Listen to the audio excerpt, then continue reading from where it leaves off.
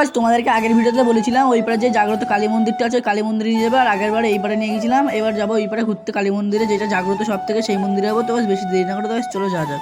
আগের দিনকে সাইকেলে করে গেছিলাম, আজকে টোটো করে যাচ্ছি। আমি দেখতে পাচ্ছি এখানে কত সুন্দর ভিউ, পুরো হলুদ সর্ষে ক্ষেতটা। তো আজ ক্যামেরাটা একটু নড়ে যাচ্ছিলো কারণ রাস্তাটা খারাপ ছিল, তাই।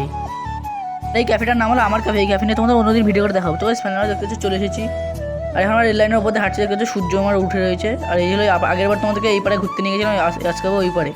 আর দেখতে পাচ্ছ এই যে সেই ব্রিজটা, আগের দিনকে গিয়েছিলাম এই ব্রিজে দেখাচ্ছিলাম তোমাদেরকে। এটা হলো আমাদের এখানকার ইচ্ছামতি নদী, এখানে মরাপনা হয়। ফাইনালি আমরা চলে এসেছি কালীতলার রাস্তাটাই। আর এই সেই জাগ্রত আদিম যুগের কালী মন্দির। যেহেতু আজকে বৃহস্পতিবার, ওর জন্য ভিড় হয়নি। এই বট গাছটা দেখতে পাচ্ছ মন্দিরটাকে পুরোটা ছায়া করে রেখেছে। ফাইনালি আমি জুতো খুলে মন্দিরের ভিতরে প্রবেশ করে ঘন্টা বাজিয়ে মাকে জাগিয়ে তুললাম।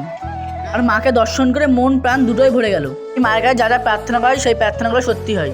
প্রতি শনিবার এখানটায় দেখতে পাচ্ছ সেবা দেওয়া হয় বলে চাল ডাল রাখা। তোমরা যদি কোনোদিন আসো এখানটায় লাল ইট বেঁধে দিলে সব মনে ইচ্ছা পূর্ণ হয়। আমরা মেলার ভিতরে দেখতে পাচ্ছ কত জিনিসপত্র চলে এসেছি মেলার ভিতরে। দেখো এখানে কাচের জিনিসপত্র পাওয়া ছিল, আর এখানে মেয়েদের ক্লিপ টিলিপ, আর এখানটা কানের ঠানের পাওয়া ছিল। এখানে বেশিরভাগ মেয়েদেরই জিনিস পাওয়া যায়। শনিবারে মেলায় প্রচুর ভিড় হয়। আর এখানে গরম গরম বাদাম ভাজা হচ্ছিল। এখানে বাচ্চার জন্য ক্যান্ডি আর আচার। তবে এখানে পরপর আচারের দোকান। ফাইনালি এখানটার কুলফি আমার খুবই ভালো লাগছিলো। দেখতে পাচ্ছ কুলফিটা আমাকে দিয়ে দিল। কুলফিটাকে দেখতে খুবই সুন্দর লাগছিল। এই ভাইটা বলছে শুকানো ফুলগুলো নাকি জলে দিলে জীবিত হয়ে ওঠে। আমাদের ভাগ্যটা এতই ভালো, মেলা থেকে বেরোতে দেখতে পাচ্ছ দেখে নিলাম বাংলাদেশের ট্রেন ইন্ডিয়া থেকে বাংলাদেশে যাচ্ছিল। আর এই ট্রেনটা বৃহস্পতিবার যায়। ফাইনালি একটা বেলা হয়ে গেছে, এখন আমার বাড়ির দিকে রওনা দিলাম। সিটা ভেঙে উঠে যাচ্ছে, দেখতে পাচ্ছ কতটা উঁচু এই সিটা।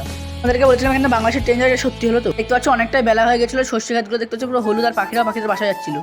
আজকে ভিডিওটা এখানে শেষ করলাম। ভিডিওটা ভালো লাগলে লাইক করে দাও, নতুন চ্যানেলটা সাবস্ক্রাইব কর। তোমাদের অনেক ভালোবাসা। আমার চ্যানেলে 50 সাবস্ক্রাইবার কমপ্লিট হয়েছে। এবার থেকে আমি লাইভে বসি। বাই।